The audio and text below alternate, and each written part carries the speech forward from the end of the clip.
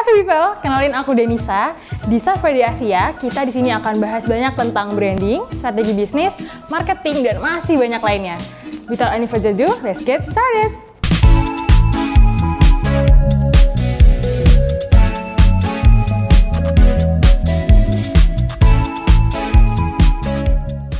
Bicara tentang brand Hermes, tidak hanya membicarakan tentang tas Birkin yang menjadi pujaan banyak aristokrat Eropa dan sosialita. Brand luxury ini tidak pernah terlepas dari yang namanya penetrasi dan resiliensi yang abadi. Demikian juga Hermes. Brand asal Prancis ini yang telah mendunia lebih dari 150 tahun, telah menjadi kebanggaan sendiri bagi para konsumen mereka. Banyak sosialita yang menganggap bahwa memiliki produk-produk dari Hermes menjadi kebanggaan karena produk ini tidak hanya tren di kalangan Eropa saja, melainkan juga menjadi fashion mewah di kalangan internasional. Selain itu, brand ini juga kokoh berdiri, apalagi dibandingkan dengan banyak-banyak kemunculan brand baru seperti Louis Vuitton, Gucci, Chanel, dan lainnya. Saat ini, semua produk Hermes rata-rata pasti laris manis di pasaran, apalagi tasnya atau baju-bajunya dari kulit buaya dan handuk pantai. Banyak banget selebriti Eropa dan dunia yang menenteng tas ini sebagai wujud kebanggaan mereka. Hermes sendiri telah menjadi perusahaan yang paling berpengaruh di pasar barang-barang mewah dengan kapitalisasi yang mencapai 300 miliar US dollar. Saat ini, brand Hermes terkenal dengan produksinya tentang barang-barang rumah, perabotan rumah, kulit, aksesoris, perhiasan, dan fashion. Nah, sebelumnya, brand yang berdiri pada tahun 1837 ini lebih dikenal dengan brand-brand yang menciptakan aksesoris untuk kuda atau peralatan berkuda seperti pelana dan tali kekang. Hal ini bisa diketahui dari logo Hermes yang hingga sekarang masih digunakan dengan logo kereta Duck yang sedang populer pada zaman 1950-an. Sedari awal, brand Hermes ini memang menggait kalangan-kalangan atas di Eropa seperti Napoleon III dan Permaisuri Eugenie. Nah, saat kewafatnya Thierry Hermes pada 1878, brand ini lalu dialihkan kepada anaknya yaitu Charles Emile Hermes. Dan dia membuka toko Hermes ini di salah satu lokasi yang sehingga saat ini masih bertahan. Di toko inilah Charles Emile Hermes mulai mengembangkan pasarnya menjadi penjualan retail internasional yang menyasar pasar Asia, Afrika, Rusia, Amerika, dan Eropa. Awalnya pada 1900 Hermes mulai mengeluarkan tas untuk menampung perlengkapan menunggang kuda. Kemudian pada 1922 Hermes mulai meluncurkan tas tangan berbahan kulit pertamanya.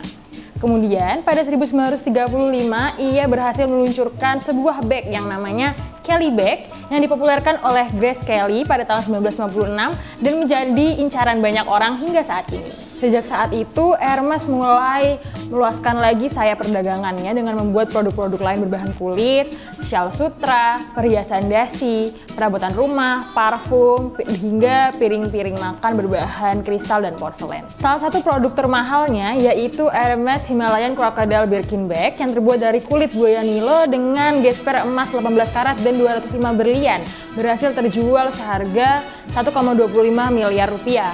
Dan pada salah satu event lelang di Hong Kong, tas ini berhasil terjual seharga 5 miliar rupiah. Wow, fantastis banget ya. Sedari awal, produk Hermes ini memang menjualkan barang-barang yang luar biasa mahal. Hampir semua produknya bisa mencapai harga ratusan juta rupiah, bahkan miliaran rupiah. Hal ini dapat terjadi karena target pasar mereka memang ditujukan kepada para bangsawan. Selain itu, brand ini memang mempertahankan produksi produknya dengan cara handmade. Kemudian, dia juga menggunakan kulit-kulit buaya asli yang pada 2014 hal ini menjadi kecaman masyarakat dunia. Dalam strategi pemasarannya sendiri, brand Hermes menerapkan sistem pemasaran online appointment yang berbeda dari luxury brand lainnya. Seperti yang kita bicarakan sebelumnya, brand ini dibuat secara handmade oleh pengrajin profesional hingga memakan waktu mulai 2-3 bulan untuk menghasilkan sebuah produk. Oleh karena itu, online appointment ini menjadikan produk-produk yang dimiliki oleh orang-orang menjadi eksklusif, sehingga menjadi kebanggaan tersendiri. Dengan melakukan online appointment, konsumen akan diarahkan untuk masuk dalam waiting list dan bertemu sales associate. Namun, hal ini bukan berarti seorang konsumen dapat langsung mendapatkan produk yang mereka mau, tapi mereka harus melewati kompetisi saling rebut dengan konsumen lain untuk mendapatkan produk yang diincar. Nah, Free People pasti bertanya-tanya nih, apakah brand Hermes bisa bersaing dengan brand kompetitor lainnya dengan menerapkan sistem online appointment?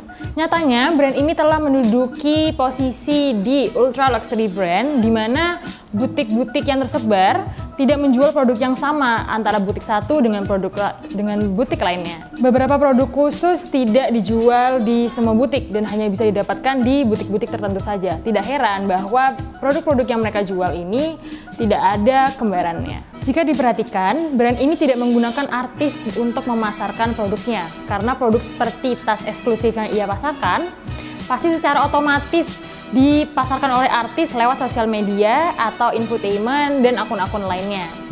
Karena artis-artis sendiri, mereka akan merasa bangga dengan produk Hermes yang mereka gunakan dengan harga yang mencapai ratusan bahkan miliaran rupiah. Hermes sendiri lebih memilih untuk menjaga eksklusivitas produknya dengan cara tidak memproduksi secara besar-besaran produk-produk yang nyatanya laku di pasaran. Hal ini dilakukan untuk menimbulkan rasa bangga para konsumen yang berhasil memiliki produk-produk khusus dan eksklusif mereka. Kalau Free People sendiri gimana nih? Punya nggak produk Hermes di rumah kalian?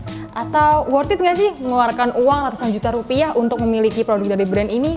Tulis komentar kalian di bawah ya. Jangan lupa subscribe dan turn notification on supaya nggak ketinggalan updatean dari Start Friday Asia lainnya. See you!